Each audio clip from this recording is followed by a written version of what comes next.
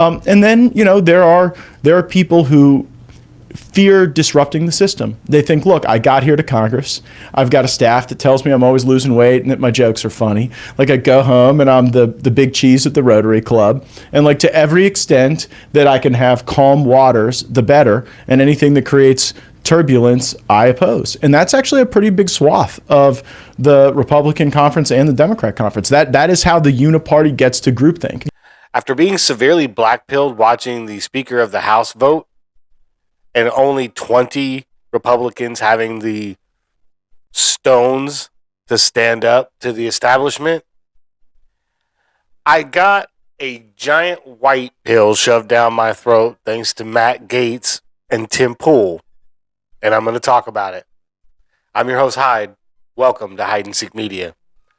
Hello, all you beautiful and amazing people. Thank you for tuning in and welcome to the show. If you're new to the channel, make sure you hit that subscribe button and notification bell so you get notified anytime I drop a new video.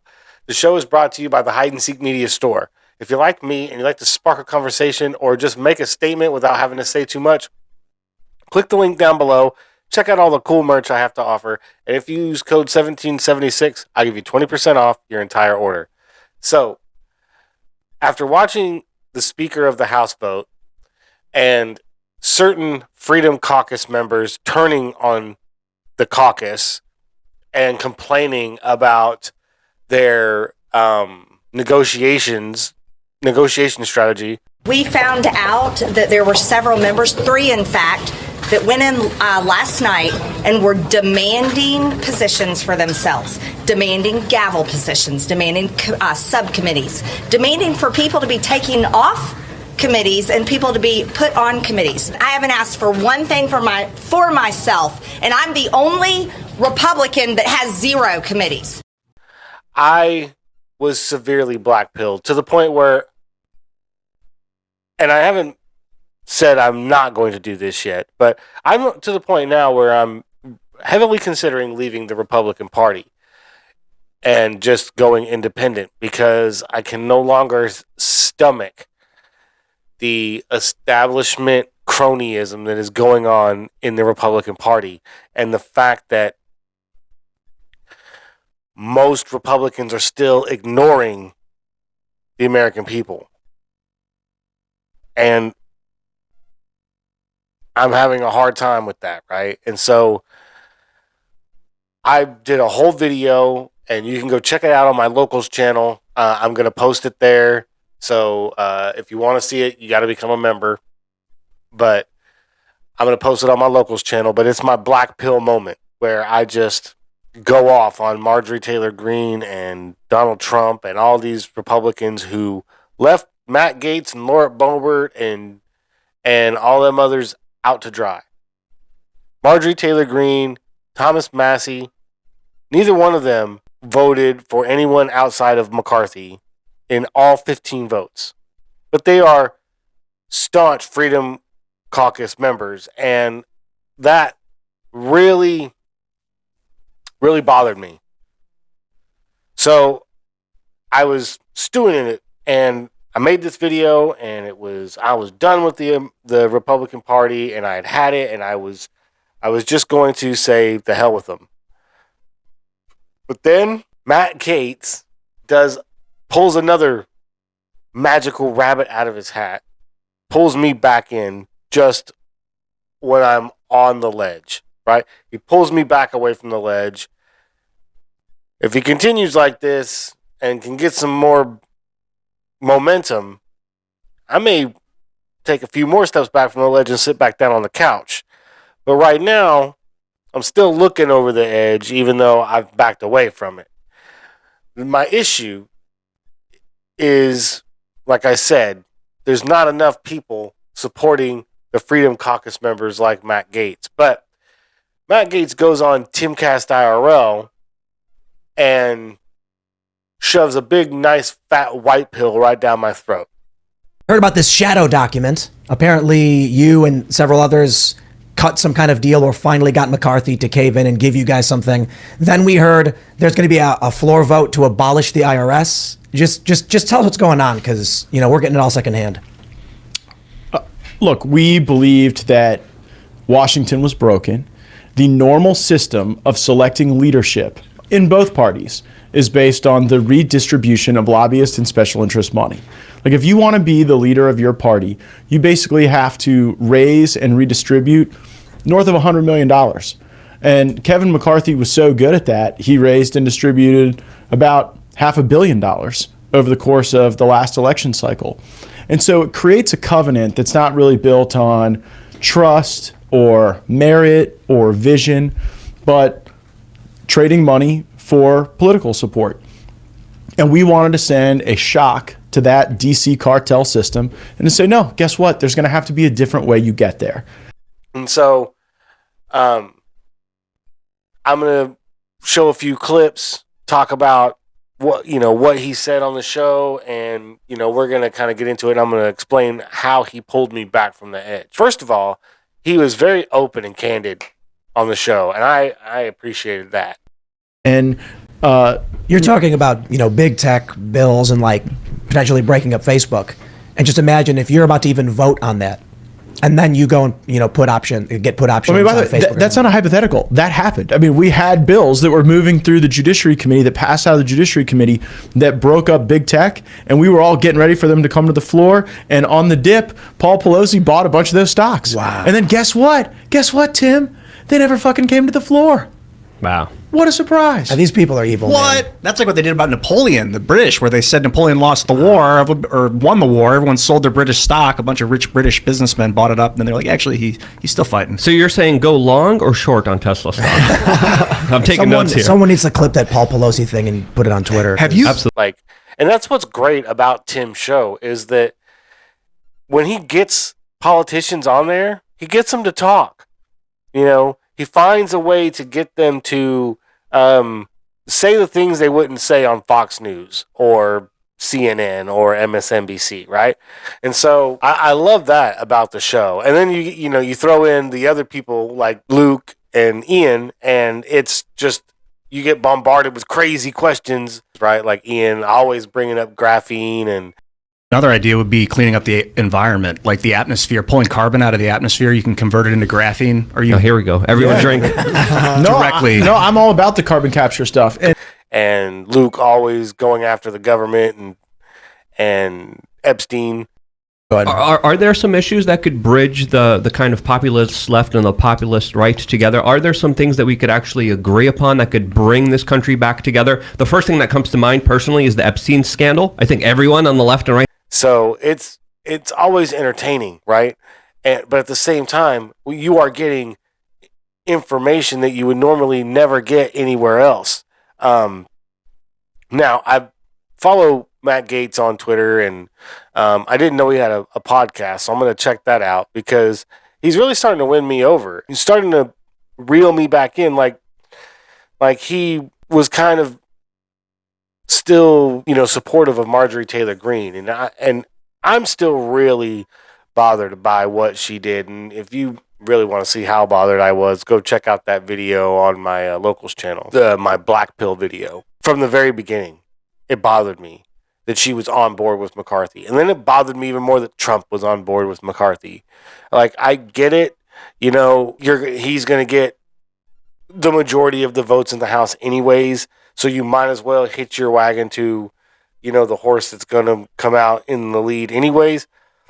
But I really believe if they would have worked in conjunction with the Freedom Caucus and really, really put in the work, they could have gotten somebody else elected. I just think that there's not enough Republicans with the backbone to stand up to this stuff like Matt Gaetz did. And that's one of the reasons why that white pill I got from this episode really, really pulled me back away from the ledge and made me think, okay, well, maybe if we can get more people like Matt Gaetz and who I thought Marjorie Taylor Greene, but to me now I think she's just, it's going to take a lot for me to even believe anything that comes out of her mouth anymore because of what she's done. And Donald Trump too. And I know Matt Gaetz and a lot of these other guys are going to support Donald Trump in 2024. Question for the audience. DeSantis Gaetz 2024. I'm for Trump. You're for Trump? Yeah, I'm for Trump. I think the world of DeSantis. Trump Gaetz 2024. Well, I would do anything the president asked, but I think he's got better choices. I like what I'm doing now. I think Ron DeSantis will be president one day, but in 2024, it's my hope and expectation will be Donald Trump. But I got to tell you, if he doesn't pick the right VP, there's only like 3 people that I would even consider as vice president for Trump at this point. Going into a second term where you have to wreck some shit. Okay? At the bottom of that list, I would put DeSantis at the bottom of that list. But that's only because I know that's not going to happen. I know that Trump and DeSantis don't get along with each other, and that even though they're friendly and they're in the same party, so they kind of, stay away from the mudslinging, you can tell they just have 2 different approaches to it. Then it would be Gaetz at this point.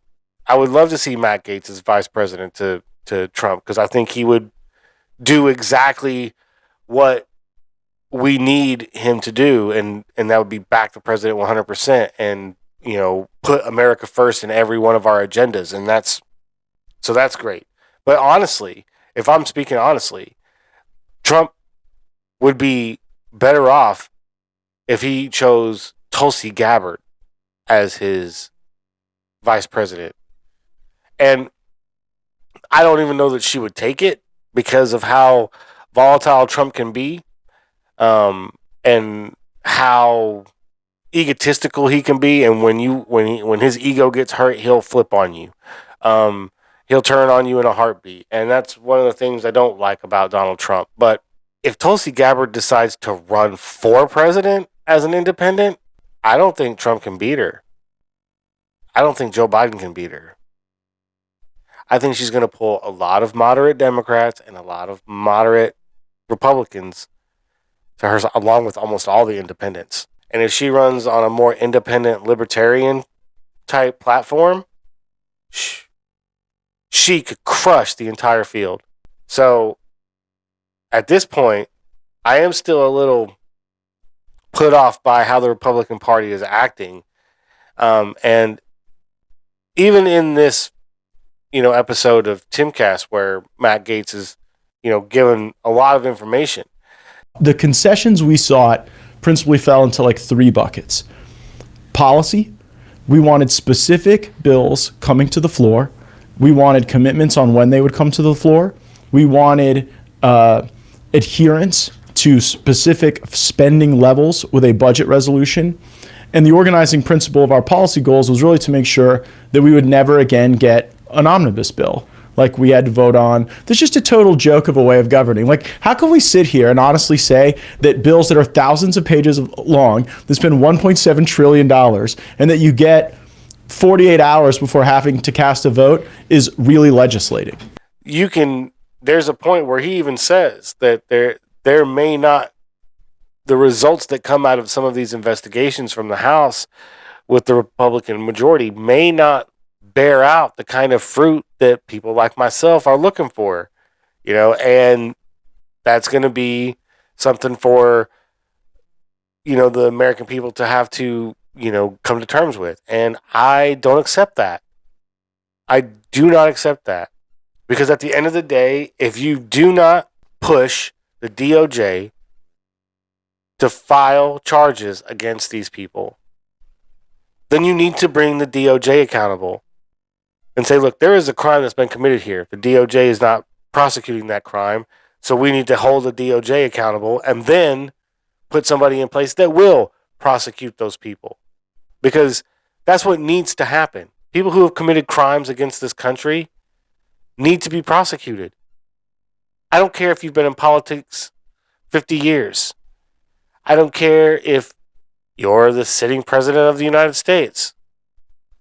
You commit a crime against this country, and there is evidence to bear that, to back it up, then by all means you should pay the consequence for that action. So that was one of the things in this interview or not in this interview, but in this show that I did not like. But I was glad that Gaetz was upfront and honest about it. He wasn't like, oh yeah, we're gonna get those convictions and we're gonna get that. He didn't do that. He said, look, I'm not gonna tell you that you're gonna get that. You're probably gonna be disappointed at the end of the day, but we are gonna do our job and bring the evidence to light. And it's like, okay, I get that. But Ian made a good point too. Is it better to do the investigation with no outcome, like no real outcome, or is it better to just not do the investigation altogether? At least if you don't do the investigation, then you leave people to speculate, and you end up with conspiracy theories and this, that, whatever, but no one will ever know the truth, right? Like the JFK thing.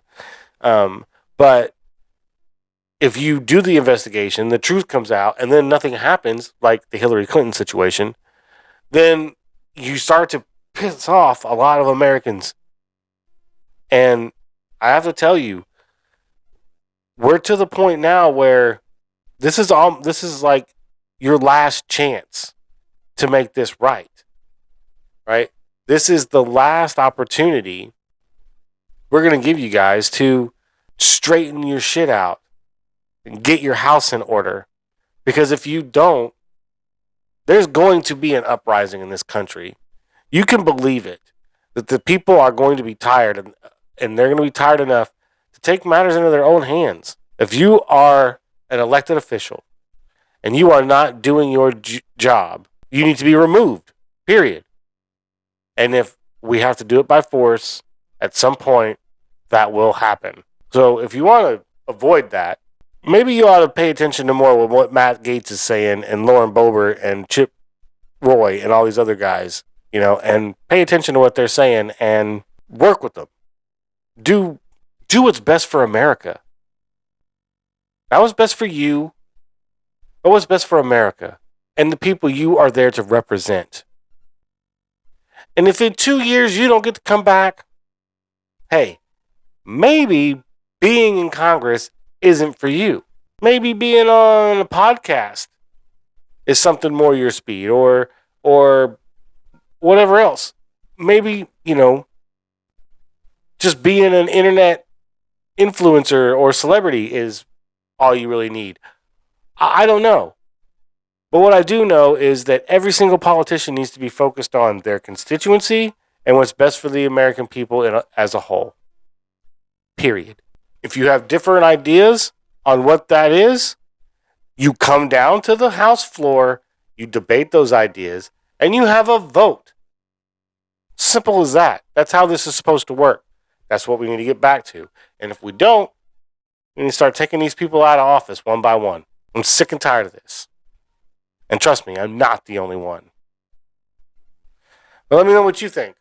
Are you sick and tired of it as well? Are you with me? And do you believe that at some point there will be an uprising in this country to where the pissed off, disaffected people take it back? Or do you think there's not enough of those people in this country to make that happen, and the sheeple are the majority? I'd like to know what you think. So leave a comment down below. But I'm going to leave it there. If you've made it all the way to the end of the video, I appreciate you guys watching. It really does mean a lot that you've made it this far. If you haven't done it already, please make sure to hit that subscribe button and the notification bell so you get notified anytime I drop a new video. I need 7 more subscribers to get to 100 so I can change the URL of my channel from all them funky numbers to my channel name. So please hit that subscribe button. If you like this video and you like what I'm doing here, smash that like button. Leave a comment down below. Let me know what you think about this video, the channel, and the topic. I love to engage with my viewers, so feel free to fire away. But if you really like what I'm doing here and you want to help support the channel, the best thing you can do is to hit that share button and share this video on all social media platforms. Those interactions will show the algorithm that my video needs more impressions, and that's how we're going to grow. I appreciate everything you guys are doing, and I will catch you later. Peace.